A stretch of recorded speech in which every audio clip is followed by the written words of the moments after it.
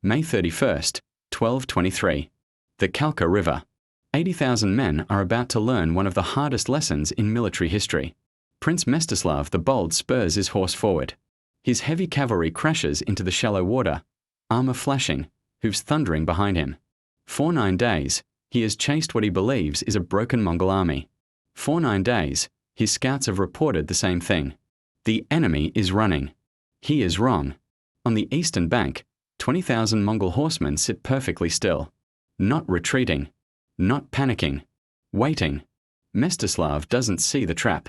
He is focused on glory, confident in his numbers, certain that armored knights can crush these eastern barbarians. Behind him, his army is scattered across 15 miles of open steppe. His fellow princes argue over command. His Cuman allies are nervous. Then the Mongols move. Not all at once, but everywhere. Horse archers wheel and fire. Heavy cavalry punches through gaps that should not exist. Smoke rises. Yes, smoke bombs.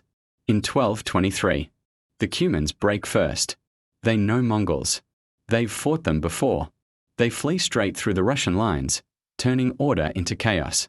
Prince Vladimir of Chernihiv doesn't even realize the battle has begun when his army collides head-on with panicked allies. The Mongols are everywhere and nowhere.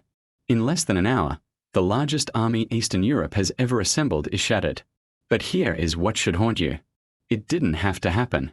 And when you understand why it happened, you'll see the same mistakes being made today, in boardrooms, in politics, maybe even in your own life. If the idea of 20,000 men defeating 80,000 already has you hooked, make sure you're subscribed. Because this story doesn't begin at the Kalka River. It begins 5,000 miles away. Central Asia. The Khwarezmian Empire is burning. Genghis Khan has unleashed his vengeance against the empire that murdered his ambassadors. And now, 2 of his greatest generals stand before him. Jebe and Subutai. They ask for something unheard of. Permission to keep riding west. Think about that. They want to take 20,000 cavalry on an unsupported mission through unknown lands. No supply lines. No reinforcements. No backup plan. Just 20,000 horsemen, against whatever they might find. Genghis Khan says yes. These are no ordinary commanders. Jebe, whose name means arrow, once shot Genghis Khan's horse out from under him. Captured, honest, and recruited on the spot. Subutai was the son of a blacksmith. He would become one of the greatest military minds in history. Together, they begin an expedition that historian Edward Gibbon would later describe as something never attempted and never repeated. They tear through northern Iran. Cities that resist are destroyed. Those that surrender are spared. Tabriz buys its survival with gold. A smart decision. Then they push north into the Caucasus. Winter closes in. Snow piles 5 feet deep. Siege engines are abandoned. Men freeze to death. But they make it through. On the far side waits a coalition, Alans, Circassians, and Kipchaks. Subutai studies them and smiles. He sends envoys to the Kipchaks. We are steppe people, the message says. We are cousins. These mountain tribes are your real enemies. The Kipchaks defect. The Mongols slaughter the Alans and Circassians. Then, without hesitation, they turn on the Kipchaks and destroy them too. Never trust those who betray their allies. The surviving Kipchak leader, Kodian, flees west, chased by Mongols, desperate for help. March 1223. Kiev. Kipchak envoys stand before the Russian princes, bearing gold, silks, and slaves. But their real message is simple. Today, the Mongols took our land. Tomorrow, they will take yours. Most princes dismiss it. These nomads have been enemies for decades.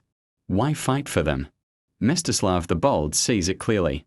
If we don't stop them on the steppe, he warns, we'll fight them in our cities. After days of argument, a coalition forms. 80,000 men. The largest army the region has ever assembled. And then, the fatal mistake. They cannot agree on a commander. Each prince leads his own force. No unified command. No single strategy. Meanwhile, the Mongols have 2 generals who have fought together for over a decade. Perfect coordination. Perfect trust. If you already see where this is going, stay with me. For 9 days, the Mongols retreat. Always visible. Always just out of reach. Small skirmishes. Easy victories. False confidence grows. By the time the Russian army reaches the Kalka River, it is exhausted, divided, and exactly where Subutai wants it. At dawn, Mstislav the Bold charges. He doesn't wait. He doesn't coordinate. He crosses the river. For a moment, it looks like victory. Then the wings close. Heavy Mongol cavalry slams into the flanks. Horse archers unleash storms of arrows. Smoke blinds the field. The Cumans flee. Gaps open. The Mongols pour through. Within an hour, the Eastern Army is annihilated. On the western bank, Prince Mstislav of Kiev watches the disaster unfold. He fortifies a hill. The Mongols besiege him for 3 days. Then they offer terms. Surrender and live. He accepts. The Mongols keep their word. They do not spill royal blood. Instead, they lay wooden planks across the princes, build a victory platform, and feast as the nobles suffocate beneath them. Only 20,000 Russians escape. 9 princes are dead. And the Mongols ride away. Because this was never an invasion. It was reconnaissance. The Russians did not learn. They returned to their rivalries, their divisions, their pride. 14 years later, the Mongols returned. Not with scouts, but with an empire. Kiev fell. Russia burned. And 2 centuries of Mongol domination began. All because the lessons of the Kalka River were ignored. Subutai would go on to defeat Europe's greatest armies. Jebe would die soon after, his legacy sealed in history. And the lesson remains. It's not the size of your army that matters. It's leadership, unity, patience, and understanding your enemy. History doesn't repeat, but it always warns. If this story changed how you see power, strategy, or leadership, like the video, subscribe, and tell me in the comments, what is the modern-day equivalent of charging across the Kalka River without backup? I'll see you in the next one.